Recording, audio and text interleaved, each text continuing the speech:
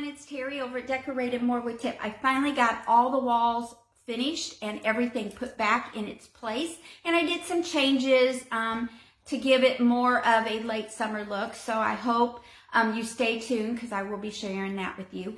But today I wanted to share with you how I paint. I had some questions. Terry, how do you paint a wall? How do you do the baseboards? I thought I would put it all together and share it with you today in a video on how I start to paint and how I finish painting.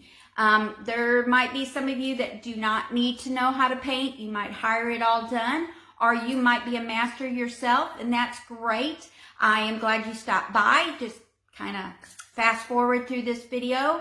But for those that want to learn my technique, just keep on watching. If you have any questions, please feel free to message me or leave a comment below. I hope you all have a great Wednesday. God bless. Okay, so now that I have all the paint mixed, I put some in my cup here, my Dollar Tree paint cup. It's a really nice, it holds well in your hand. It's not awkward or anything. It does have a little place where you can put your paintbrush when you're not using it. I do like to put a rubber band around the cup so I can remove all the excess paint from my brush. I don't like to use the sides of the cup because then there's always chance of dripping on the outside onto your floor. So I am ready to start painting. The process that I do, the very first step that I do is I always do the above trim. Mine, I have tons of crown molding. So I painted all the crown molding. I did even get it underneath the trim, so I have some trim paint on my wall, but that's okay because I'm going to paint it with the wall paint, and I can get it as close as I can to that trim without getting the trim or the wall paint on my trim. I don't want that. I'm hoping, there's sometimes I have an accident where I do touch the trim, but most of the time I can, if I paint it white, just a little bit of the wall white, when I get there I don't go all the way up and you'll never know it's not the piece of the trim.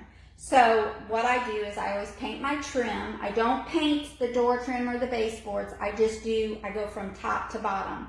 So I did all the trim and it's dry. So we're ready to trim out everything on the wall. So I trim out the crown molding, the corners, the baseboards, and all around the windows and doors with my brush. And then after I get done with that, then I use my paint roller and I start painting the walls.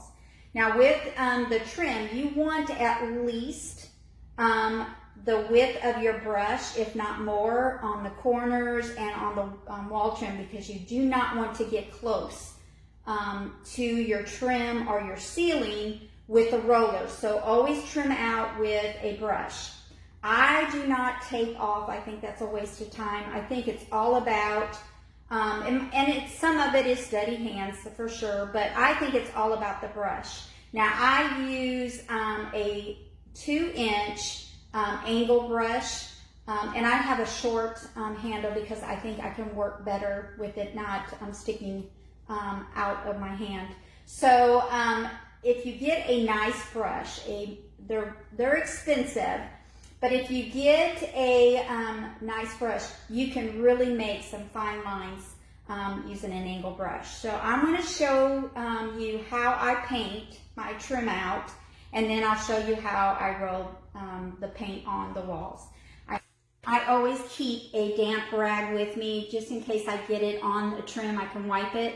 So I always keep a damp rag with me. So what I do is I always get my brush pretty saturated with paint, and then I kind of just do one side. I kind of take some paint off the brush, and I normally start from left to right. So I take my brush and I get it as close as I can to my trim without getting it on my trim, and I try to make a smooth straight line. And then after I do that, I go maybe 12 inches, and then I spread out the paint, and I make sure it's really good coverage. And then I start going again.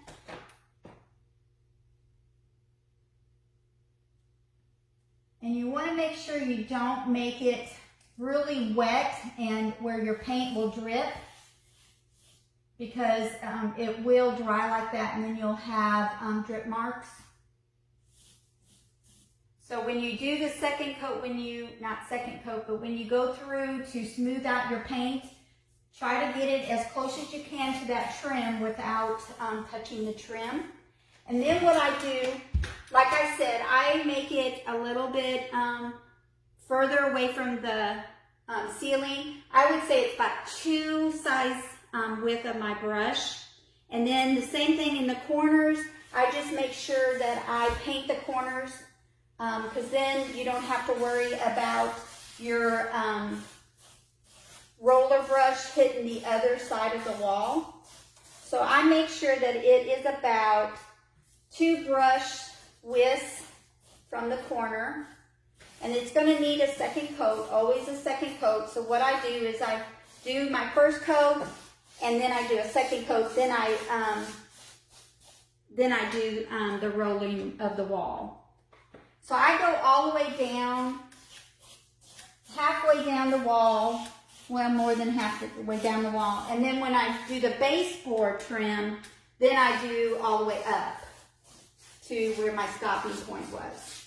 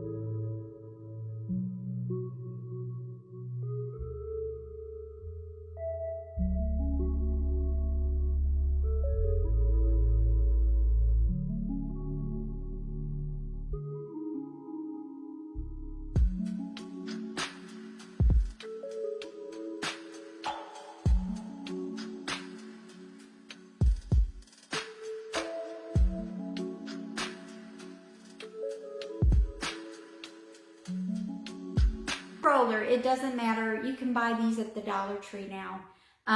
Always before you start painting, I found this tip out from the paint salesperson at Lowe's.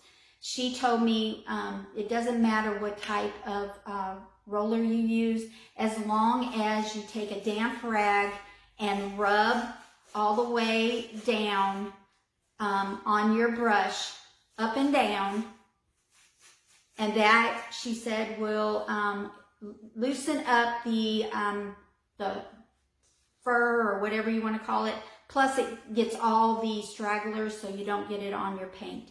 So I just wanted to give you that little tip that I learned a long time ago, and it stuck with me.